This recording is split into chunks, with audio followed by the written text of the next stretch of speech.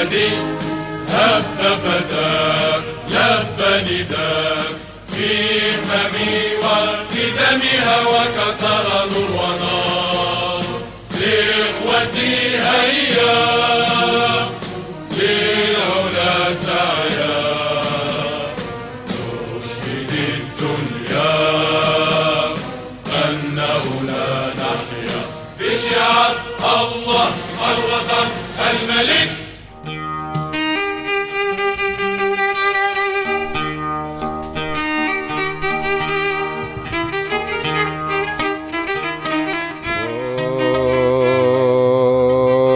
عباد الله، رواد الحكايات وعشاق الروايات، ما تسمعوا غير اخبار الخير. قالوا في الاخبار والمنشورات والتلفزيون والتليفونات باللي جمعية لقاءات للتربية والثقافات غادية تنظم مهرجان الحكايات. دورة افتراضية يا حضرات. اشهد افتراضية؟ هذا مكتوبنا مع كورونا، ما عرفنا واش خرجت من الارض ولا من السماء.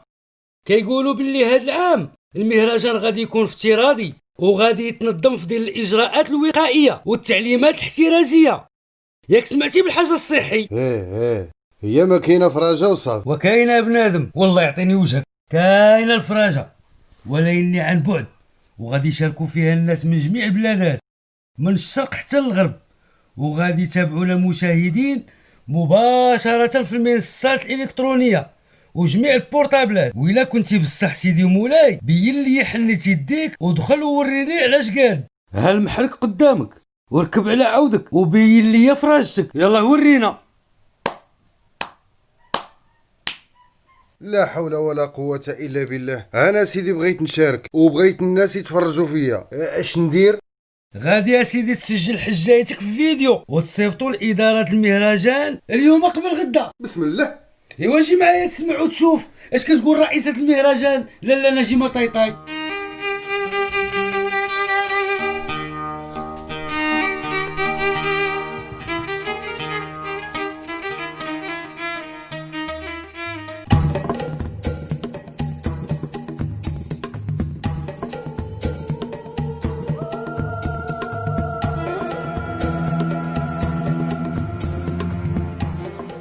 Hello everyone, my name is Dr. Kathy Carver, the ambassador of the International Moroccan Storytelling in United States of America.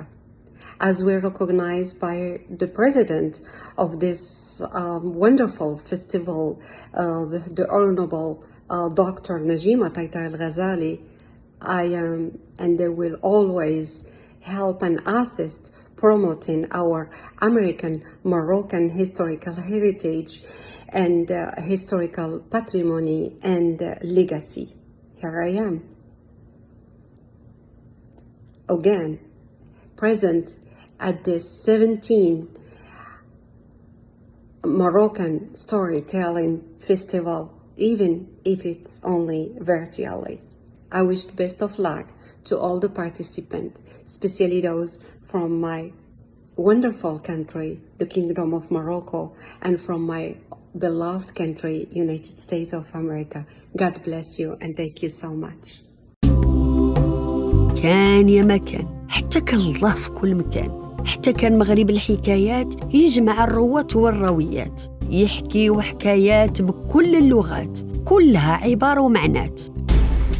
فاتوا العوام وفاتوا السنين حتى جا عام 2020 وجاب معه واحد الجايحة نايحة سلبت الجاية والرايحة، حجرت بنادم ولا عايش في حيرة، فرقت اللمة وتلفت العشيرة. حتى كان اللي كان قرر مغرب الحكايات يواجه الجايحة بقوة اللسان، يستعن بالرقميات باش يقرب المسافات ويعلن عن الجوائز والمسابقات. يلا طلقوا اللسان، سبكوا الكلام، ويلا نعطيو الكلمة للعالم. لقاءات، رؤية جديدة للتراث.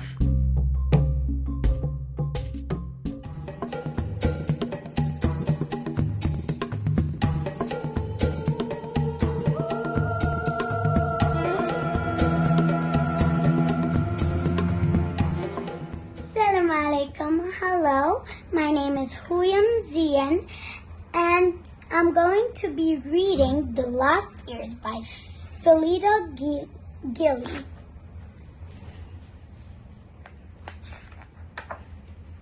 The Lost Years. Once upon a time, there lived a teddy bear called Harry, who was only 2.5 inches tall. He lived in Oliver's pajamas pocket, where he felt warm and comfortable. Nothing much ever seemed to happen to him, but he was extraordinarily well read for a bear, because he could never resist reading whenever book Oliver was absorbed into. Do you guys like reading books? He became an expert in farming, knights and castles, dogs, birds, trains, ships, deep sea diving, and dinosaurs, among many other things. But he did not to read a story that looked at life from a bear's point of view.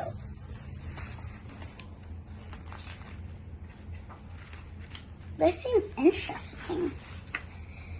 Then one day, something completely unexpected happened to him. Every week, Oliver's pajamas were bundled up and thrown into the laundry basket. But this time, Harry was still inside the pocket? Let's read the last sentence again. But this time, Harry was still inside the pocket. Do you know what's going to happen to him? A minute later, he felt something being pushed into a dark hole, and a door was slammed in his face. He swam in circles for what seemed like hours. The hot, soapy water tasted disgusting. Ew! I wonder what's going to happen. Finally, he was spun until he was dizzy, then hung out on a line, still in his pocket, feeling weary and waterlogged. He also felt extremely sick. As he dried out, he felt stronger, but very, very annoyed. What annoyed him? Oliver's mother found him when she ironed his pocket. Oh dear. When Harry looked in the mirror, he had a terrible shock. Oh no! He had lost his ears! When Oliver saw him, he said, "That can't be Harry. He looks ridiculous." And he put him away in a dark cupboard with other broken toys. Oh, that's sad. Poor Harry thought his reading days were over forever.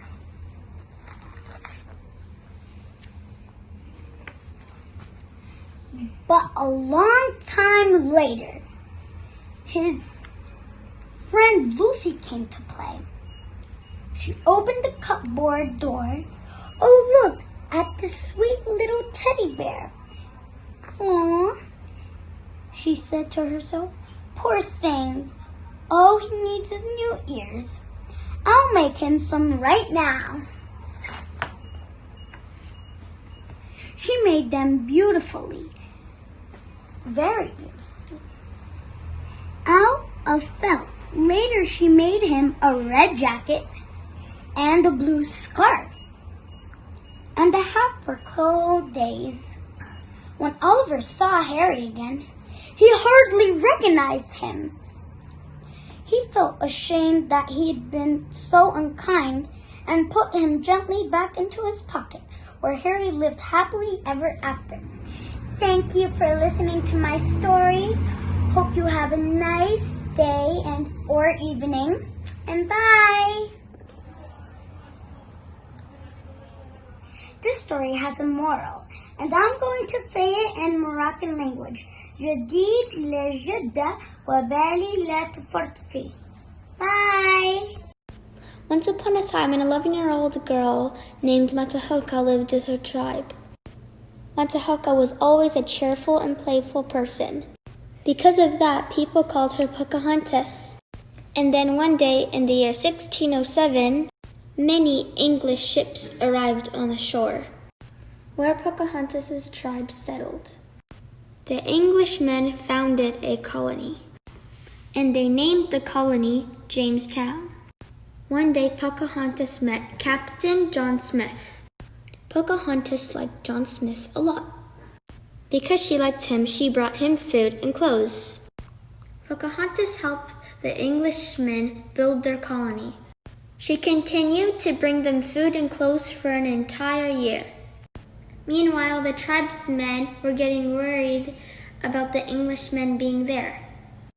The tribesmen got together and decided what to do next. They decided to tell the settlers to leave their land. Pocahontas said, "Let me talk to my friend Captain John Smith."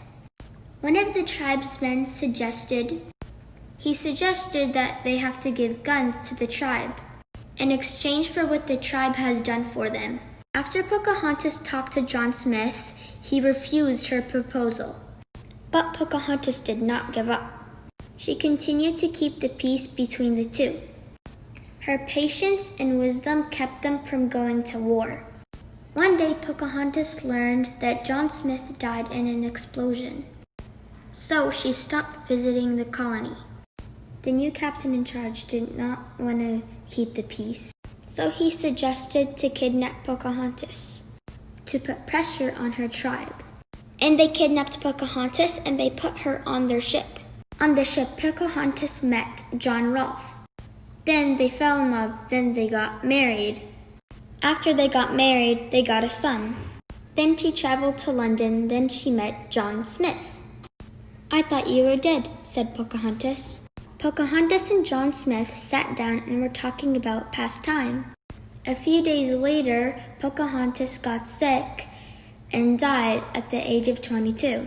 When John Smith found out that Pocahontas died, he said, "She saved the colony from hunger and imminent death." The end. Are you a professional storyteller and you want to enter the Grand International Storytelling Competition? Do you have a folk tale to unfold and you are passionate about heritage? Were you affected by COVID-19 and you have a story to share and you're seeking a wide participation to your creative experience? Contact for Education and Culture is pleased to announce the 17th edition of the International Festival Morocco Storytelling. Under the slogan, "The world has the court, Morocco Storytelling overcomes the pandemic." To enter the official competition for a chance to win these prizes, make sure to fill in the format and submit through the link on the bottom of the screen.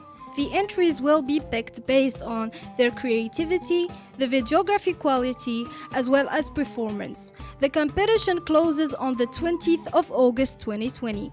For further information, visit our official Facebook page or contact us via email مغرب@gmail.com. Our team is at your disposal. Contact a new vision of heritage.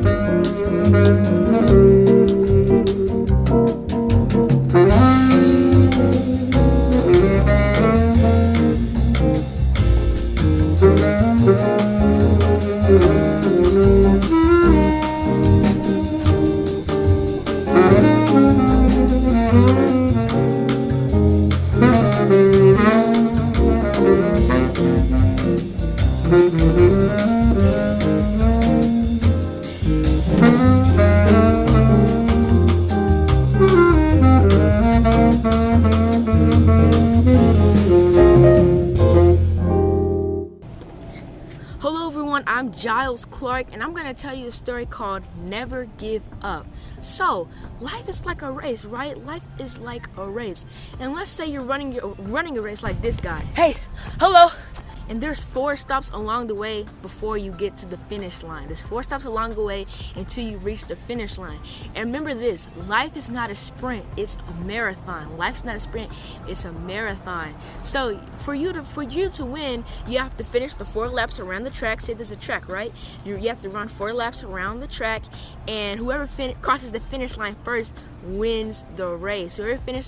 Whoever crosses the finish line first wins the race. So before you get to the race, right? Before you get there, before you run the race, you have to get to the race, right? You can't just pop out of nowhere and say, "Oh, I'm here." Well, you have to get to the race. So in order to do that, you can't go far if you just quit. And you can do all things through Christ who strengthens you. So you start off doing well, and let's just say you're exhausted from the hot sun. Well, are you gonna give up? Are you gonna give up because it's too hard or is it too challenging? No, you're gonna do this. And if you feel like you can't do this, say this: you can do this. You can do all things through Christ who can do all things through Christ who strengthens you. God is with you and God is for you. So you have to be strong in life. When life throws those curveballs at you, it has it behind its back. And when it throws those curveballs at you, you have to be a brick wall, like a brick wall. Say for instance, you run into a brick wall and try to get through it. Well, you're not gonna be able to get through it, right? Because it's planted to the ground is right. It's nice and stable. You have to be that in life. You have to be strong and stable, like a brick wall that is unbreakable. So you got to the race, right? You got to the race. You were exhausted by the hot summer. Exhausted by the hot summer sun, but you remember that you can do this. And just because the sun is hot doesn't mean you can't run the race. Doesn't mean you can't run the race. So you do that, and you're on the second lap. You finished the first lap, you got it done, but you're now on the second lap. Now you start feeling a little bit discouraged. You start feeling like you can't do it. Well, throughout the race in life, you have to encourage yourself. You have to encourage yourself throughout the race. And what I mean by yourself is sometimes there's not always going to be somebody there telling you you can do this or stay strong. And what you need to tell yourself that is encouragement is key. Why is encouragement key? Is because it's positive and uplifting. And I want to read the scripture to you from the Bible. It says, John 15:11, it says, "These things I have spoken unto you, that they might remain in you, and that your joy might be full." I'm going to say that again. "These things I have spoken unto you, that they might remain in you, and that your joy might be full." And this scripture kind of reminds me of your battery bar on your phone. Say, a battery bar on your phone say for instance, you charge it, right? You go to bed and it's at 18%. Well, you're going to charge it because you want it to last the next day, right? To 100%. Well, your joy battery bar needs to be at 100%. You have to be that. Encouragement is key.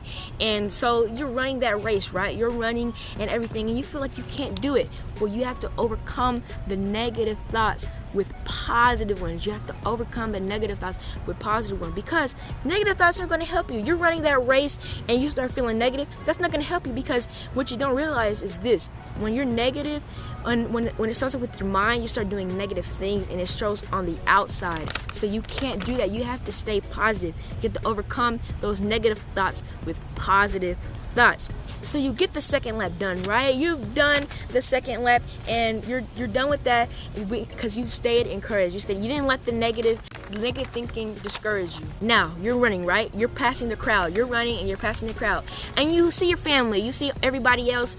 Say you're at your school and you're running out your school. You see everybody else from your school, but you look around. You look around in the crowd, but you can't see your best friend. You can't see your best friend. You know, your best friend of yours, you can't see them, and they promised you that they would be there. They promised you that they would be there. They would show up and be there, your number one supporter, but they're not there. This is why you don't rely on people. You have to rely on God, because you never know. One day they're as trustworthy as can be. One day they're all your friend and everything, but then they forget and they don't come to the race. They don't show up to the race. Don't rely on them. And sometimes in life, you remember I made an example back that you have to be solid. You have to be a solid brick wall, but sometimes you have to be an independent person, solo, only man. You have to be independent, solo, and only man, because you can't rely on them, because you never know what may happen. Because say for instance, you put all your trust in your friend that they're gonna be there. You say, okay, they're gonna be there, or she's gonna be there, and you're like, okay, they're gonna be there. But you put all their trust in them, and then when they don't show up, that ruins your whole race. That ruins your positive energy. What you do is, like I said, fight those negative thoughts with positive ones, and don't rely on your friend. So now, you finished the third lap. This is where it gets very interesting. You finished the third lap, and now you're on the fourth lap, the fourth and final lap, the lap that determines it all. So you're on the fourth and final lap, and you look behind you. You're like, oh, nobody's behind you. Well, they're behind you, but they're way back in your desk where you left them. They're running, and you're running, and you don't see them. Well, just because you don't see them, just because they're not directly on you, doesn't mean you stop running, right? You're not gonna do this. I guess nobody's behind me. I guess I just wait for them to catch up. No, you're going to end strong. You're going to make sure you finish the race. Just because, say for instance, you're halfway done with the lap, and the finish line is across the track. You're not gonna stop right there and wait for the other people to catch up to you. No, you're going to end strong. And it's like that in basketball. Think about basketball. When you're dribbling the ball, say for instance, you're bouncing the ball, dribbling the ball, and you go for a layup, right? Just because nobody's on you, you're not just gonna throw it up there, right? You're not gonna throw it up there. No, you're gonna make sure you have the ball gripped in your hand correctly, right? You're gonna have it, dribble, and then make sure you get the ball to the target and make the basket swoosh, just like that. So just like you're running the race in a track or marathon. Just because nobody's directly neck and neck to you doesn't mean you're gonna slack off. It doesn't mean you're gonna stop and wait for them to catch up to you. No, you have to finish strong and end strong. But guess what? You made it. After staying encouraged, after getting to the race and saying that you can do this, after not relying on your friend, you finished the race. You crossed the finish line. And just like my book, there's a guy, he's breaking the ribbons of a finish line. He finished the race. Just like you. You made it. You crossed the finish line. And you want to know how? You may be wondering, how did I finish the race? How did I do all that? Well, because you didn't give in to the pressure. You didn't give in to the pressure at all. You didn't give in to the discouragement. You didn't give in to any of that. You made sure that your joy battery bar was at 100%. You made sure that you stayed encouraged. You made sure that you didn't let the discouragement topple over you. And most importantly, the most important thing of all time is that you, my friend, you never gave up. No obstacle in your way didn't let it topple over you. You pushed it out of the way. You were a brick wall. You stayed encouraged, and you never gave up. The Alamo today still resides in the hearts of many as one of the greatest struggles for independence in the United States' short history. Americans and Tejanos, including others in the Texan Revolution against all odds, proved that the fight for liberty under tyranny or unjust rule will live on forever, no matter the oppressor. Common phrases such as "Remember the Alamo" or "Death to Santa Anna," cried out by Texan defenders during the siege, live on in society today through books and movies. Hi, my name is Keely Carver, and I'm going to be talking about the Alamo. I have received this certificate from when I was born due to my great-great-great-grandfather, Robert White, who was a part of the Battle of the Alamo, so I got more interested in exploring and finding information about this battle.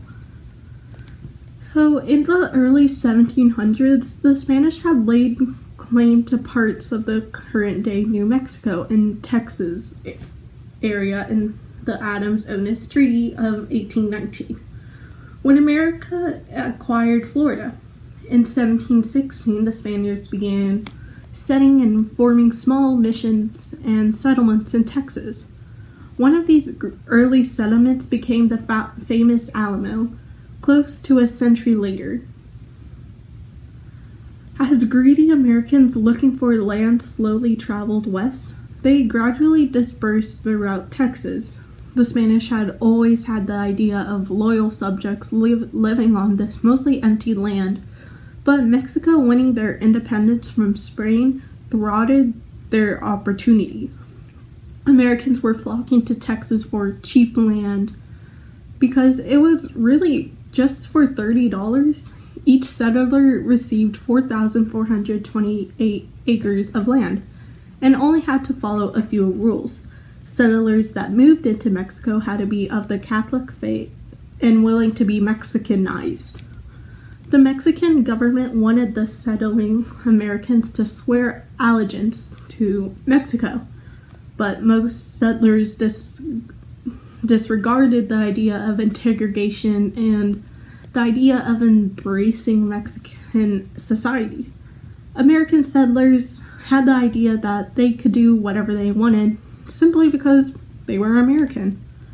The little Mexican presence in Texas also encouraged Texans to do as they pleased. Issues over slavery, immigration, and local rights became serious topics of discussion. The debate over slavery was almost controversial because Mexico imposited all slaves in 1830 and prohibited any slavery in Texas and the bringing of slaves into the territory.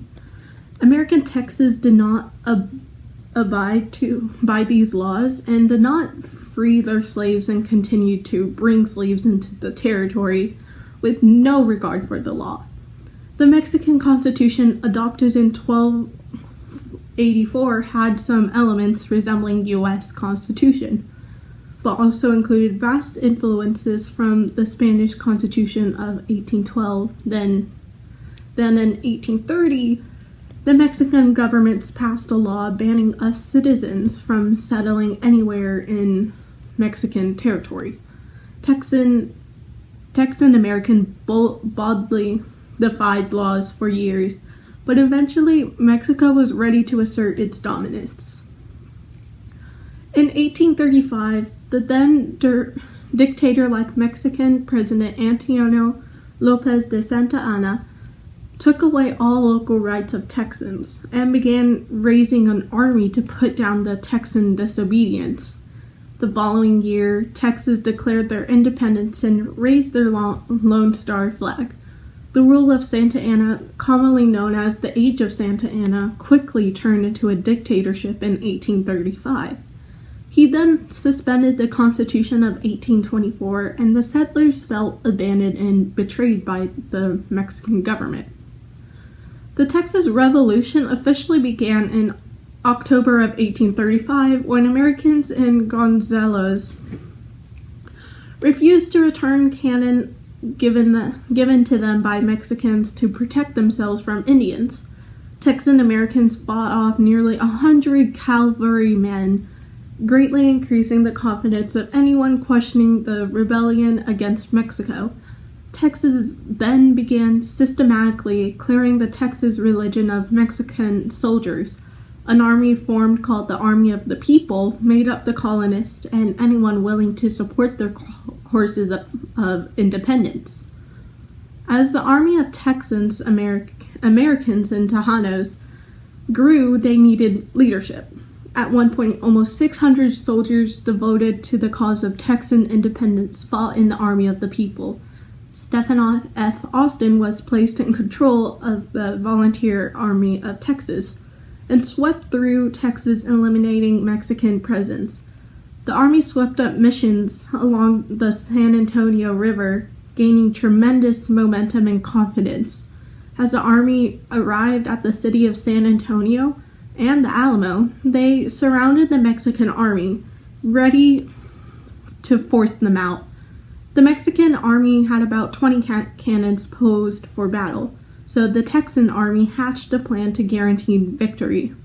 For a month, they surrounded the city and Alamo while soldiers arrived and left as they pleased. When the Texans finally succeeded, they had effectively eliminated the lost significant Mexican strongholds in Texas. Santa Anna that day had arrived 700 miles south the day the siege began of San Antonio, and was forming an army to rid Texas of the foreign pirates.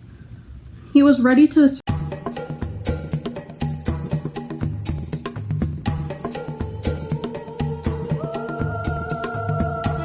alaikum. Anna Linda. My name is Linda. Hello. I am American Muslim and a Muslima, and I have been to Morocco many times and love the people and the country. Today I would like to show you some of the similarities in the foods that we actually have that we've probably never thought about. You know, food is a great way to get around and to get to know one another. So I invite a lot of my American friends over to introduce them to Moroccan foods, and Moroccan friends over to introduce them to American foods. This is what we would call, back in the 50s, we did a lot of what we called one-pot foods. It's very similar to a tagine, and we just use a piece of meat, carrots, potatoes, onions, any type of vegetable you would want to put in there. This is a vintage American cookbook that I used before I knew how to cook. We were big on picnics back in the 50s, and we still are, as Moroccans are into picnics. Our typical food for a picnic would be potato salad, deviled eggs. Deviled eggs we also had for holidays and picnics or any big family gatherings. And then this is our barbecue. It's a brisket, and you can eat this plain or you can have it on a delicious roll. Oops. This is very good for you. This is what we call coleslaw. It is different kinds of cabbage grated with carrots and a sauce on it. So this is what we have, and I'm going to go over to change my clothes into my new jalaba, and then I'll explain to you why I had to get a new jalaba. Now we are at my very favorite table. Over the years, I have learned to cook so much Moroccan food that when I told my friends I was having a foreign student, they wanted to know why they live in my house. And I said, so that they can learn American culture and have American food. And they looked at me and they said, what American food do you cook? So anyway, as you can see, I have numerous Moroccan cookbooks. You can never have enough Moroccan cookbooks. I did learn from families when I was living in Morocco and visiting Morocco. I did have families that taught me how to cook things. Now, this is something that I would serve when friends came over to break the fast or for Moroccan dinner. Dried fruits, figs and apricots and nuts. When you buy these in the Moroccan Medinas, they are fresh and absolutely wonderful, the best tasting in the world. And then I do a lot of Moroccan olives. I love the oil cured olives. And then a salad, which is good. It's the Moroccan carrot salad. These sardines are from Morocco. And here's the tagine that you are well aware that you cook your meats and vegetables in, which is similar to our one-pot meals. Now, if you notice my beautiful jalaba, I just got this year. There is a Moroccan lady. I bought it because there's a Moroccan lady that, actually for several reasons, a Moroccan lady is starting her own business and providing jalabas. She does a marvelous job, and I love to support women-owned businesses. It's very important. This lady was very precise in wanting your measurements. I did all this by text, and this came back fitting beautifully. And I saw it on Facebook, and she is located in the United States. And the reason I bought a new one is because all the others I have, people wanted, and I was delighted, so I would give them my jalabas. My mother wanted some when she was ill to wear in the house when visitors came because they looked much nicer than an American bathrobe. They were very elegant, and so that is one of the reasons I bought this. And I would suggest that others support women-owned businesses, beautifully designed. And yes, so again, this is all my Moroccan food and decor. I cook a lot more. I love when I have big parties, I cook jazzoum, which is chicken with olives, you know, and I'll do the beef tagine with prunes. I mean, just a whole array of things. And I have a local lady who cooks the Moroccan houbs for me, bread. And so it's a small Moroccan community where I am now, but it doesn't take long to seek them out. There are ways, resources where you can find them. So I really appreciate Morocco. It is my adopted country. I feel very comfortable there. From the first time I went, you feel a spirit that it just comes over you, and once you're there, you want to go back. And while you're there are many jalabas you can buy, like in the souks and all. but I'll tell you, nothing compares to this beautiful red. Again, I'm going to show you the design on the back. Red jalaba. I am so delighted. And I will also wear this to American functions because people love to see it. It's something different.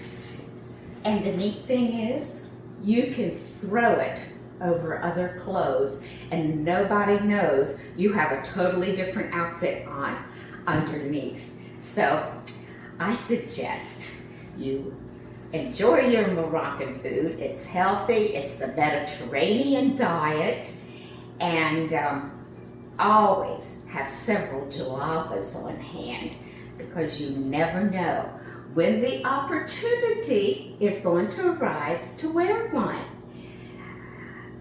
Masalama. Inshallah, I will see you in Morocco soon. هل أنت راوي محترف وتريد أن تشارك في مسابقة الجائزة الدولية الكبرى لأفضل راوي؟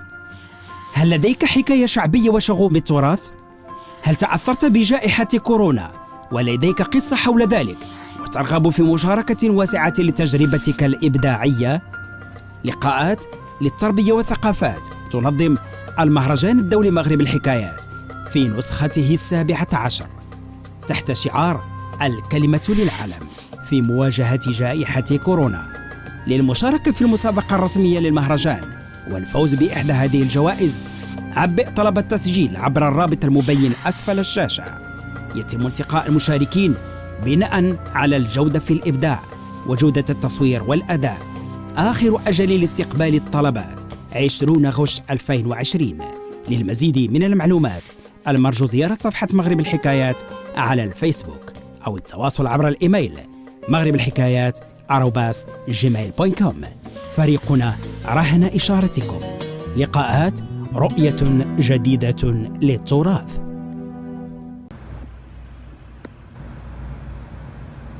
Hi there, my name is Yolanda Bluehorse. I am a member of the Rosebud Sioux tribe here in the United States. My family's reservation is located in South Dakota, which is the northern part of the United States. And I am here to tell my story and to get the word to the world in the face of the coronavirus about a little bit of a history and how I came to be an activist here in the United States. A lot of people don't realize, especially here in the United States, they either choose to not acknowledge the dark history that the United States government wanted to basically exterminate all of the first people here on this continent. And, you know, my people have been through terrible trauma, terrible warfare in the early 1900s, and they basically, like I said, the government wanted to get rid of us, but we fought back and we're still here. We're still fighting for rights. A lot of people don't realize either that our religious freedom was taken from us. Every tribe here in the United States has its own culture, has its own beliefs, and people don't understand that. So a lot of tribes were made to go underground with our traditions, our ceremonies, and it wasn't until about the 1970s, which isn't too long ago, that were we finally given the right to openly pray with our ceremonies. Another thing people don't realize is that we are still fighting for our voting rights, and here it is 2020, and we're speaking out more. You know, it's been a long time, generations of people that were knocked down to their knees, and it's important for people to understand what we have gone through. For myself, you know, one of the things every person of color here in the United States unfortunately has to deal with is racism. I'm an activist for Native American people here, for indigenous people here, and how I got into that. A little bit about myself. I served in the military here, And being prior married, my ex-husband ended up getting orders to come down here to Fort Hood, Texas, and so that's how I got down here. When he decided to get out of the military, I had already gotten out years before, but we moved to a small town up in northern Texas, and we unfortunately had a daughter. She was the youngest of our three. She was murdered. She was 2.5 years old and she was murdered January 4th, 2000. And that is the first time I experienced racism as a person. And it was hard. The police kept looking at us. My husband is darker than I am. My ex-husband at the time was darker than I am. And it was terrible.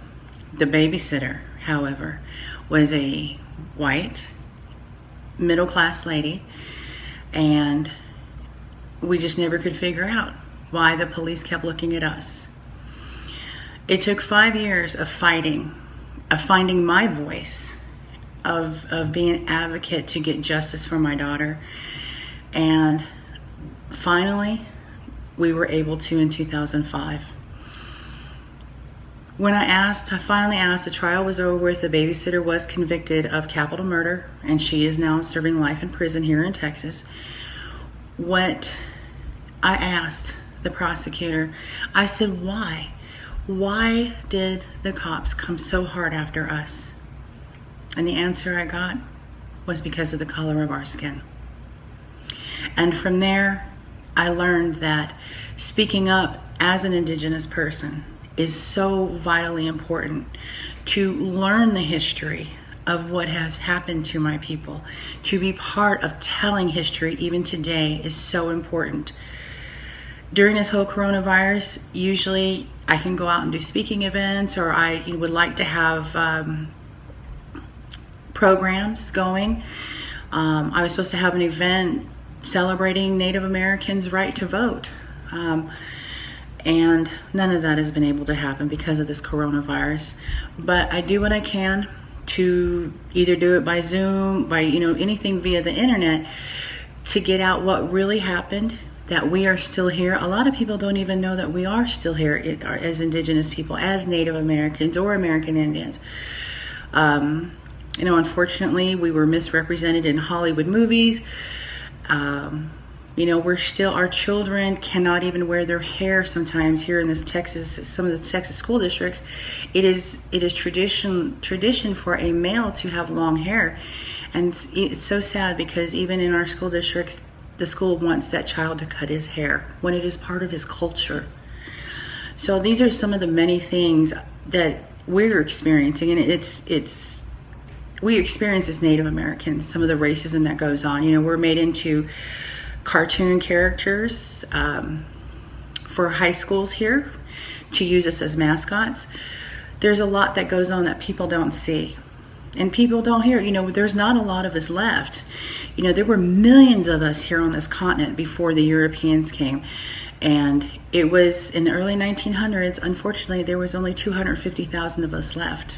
Hello, I hope that you enjoyed the show. Just to let you know, United States of America, the current population is about 332 million.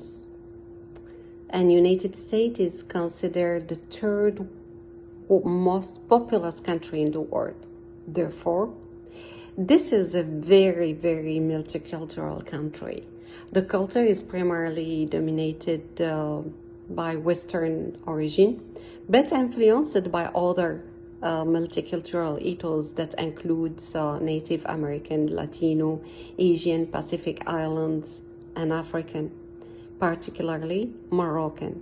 Since Morocco is the first country recognizing the independence of United States in 1786 under the Sultan Muhammad bin Abdullah. And also, Morocco is one of the few countries in Africa to extend visa-free travel to American citizens. So thanks for Moroccan Storytelling Festival to revive this historical legacy between Morocco and United States. Thank you for all the staff for building this bridge of communications full of love and peace between the population of the world. Thanks to the president of the festival, Dr. Najima Taitai.